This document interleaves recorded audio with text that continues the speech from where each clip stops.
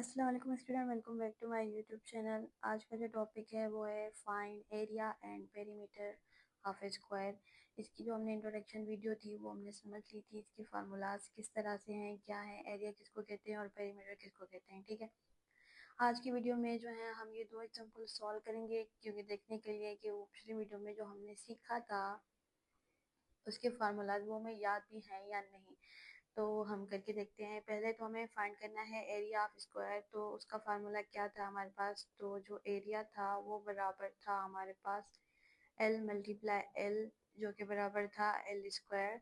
और अब देखिए कि हमारे पास लेंथ जो है वो सबकी बराबर बराबर ही है। तो हम क्या करेंगे, इसको हम लिखेंगे a is equal to 2 centimeter multiply 2 centimeter, क्योंकि जो भी लेंथ ले लें हम है तो वो 2 ही सेंटीमीटर। तो फिर टू को टू के साथ जो है मल्टीप्लाई कर लें तो हमारे पास आएगा 4। और इसी तरह से हम जो है सेंटीमीटर को सेंटीमीटर से मल्टीप्लाई करेंगे तो इन दोनों की पावर ऐड होंगे। इधर अंडरस्टूड 1 है और इधर भी अंडरस्टूड 1 है, तो ये क्या हो जाएगा हमारे पास जो है सेंटीमीटर स्क्वायर। तो ये हमारे पास आ गया एरिया। अब हमें क्या फाइंड करना है? इसका पेरीमीटर। पेरीमीटर फाइंड करने का तरीका क्या था? 4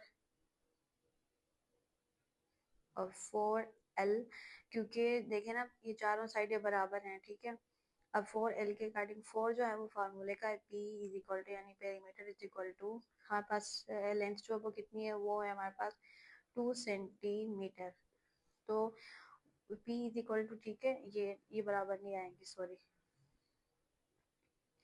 4 टू का होता है हमारे पास 8 और सेंटीमीटर वैसा का वैसा ही रहने देंगे। अब देखें ये 8 आ गया। एक ये तरीका है, या फिर एक और तरीका है कि आप इन चारों को प्लस कर दें। जितनी भी वैल्यू मिली हुई है, मैंने तो 2 रखी है, लेकिन आपके पास तो 3 हो सकती है, 4 हो सकती है, 5 हो सकती है, जितनी वैल्यू मिली होगी। टू टू कितने होते हैं? 4 5 6 7 8। तो फिर भी आपका जो आंसर है ना वो ये आना है। ये हो गया हमारे पास एरिया और ये हो गया हमारे पास पेरीमीटर। अब आते हैं हम रेक्टेंगल पे।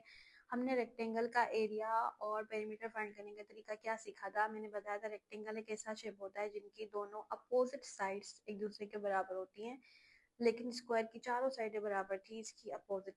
ये इसकी हो गई हमारे पास लेंथ और ये हो गई हमारे पास बी ब्रेथ। ठीक है, ये दोनों एक दूसरे के बराबर है, ये दोनों एक दूसरे के बराबर है। इसका जो एरिया फाइंड करने का तरीका था ना वो था एल मल्टीप्लाई बी, क्योंकि इसमें लेंथ भी है और विड्थ भी है। वहां सिर्फ लेंथ ही थी और चारों एक दूसरे के बराबर ही थी। तो फिर हम क्या, लेंथ यहाँ पे कितनी है? 3 सेंटीमीटर मल्टीप्लाई और ब्रेथ आपके पास कितनी है? 2 सेंटीमीटर। ठीक है, तो अब इनको नंबर को नंबर के साथ मल्टीप्लाई करें। 3 टू का होता है 6 और सेंटीमीटर को सेंटीमीटर से करेंगे तो 6 सेंटीमीटर स्क्वायर। ये डॉट नहीं आएगा बीच में। ठीक है, तो ये हो गया इसका एरिया।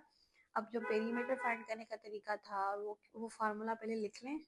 वो फार्मूला क्या था कि 2, उसके बाद थी हमारे पास ब्रैकेट L प्लस B। ये कैसे आया था, किस तरह से हम इसको 2L प्लस B क्यों लिख रहे हैं, ये मैंने जो है ना इस पे डिटेल पे पूरी वीडियो बनाई है इंट्रोडक्शन में। ठीक है, और अब हम लिखेंगे टू तो फार्मूले का सेम रहेगा। अब लेंथ कितनी है हमारे पास? लेंथ जो हमारे पास है 3 सेंटीमीटर प्लस, और ब्रेथ कितनी है हमारे पास? ब्रेथ हमारे पास है 2 सेंटीमीटर।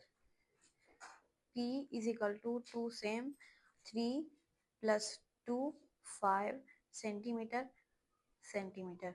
2 5 है 10 centimetre. Perimeter A is equal to 6 centimetre square, P is equal to 10 centimetre. 10, ये 10 इस तरह भी हो सकता है, या फिर इसको ऐसे करें, इन सबको आपस में प्लस करें। 3 3 6 और 2 2 4, 6 और 4 हमारे पास होते हैं 10, जैसे मैंने इधर ये वाला सिखाया था। तो ये थी आज की वीडियो।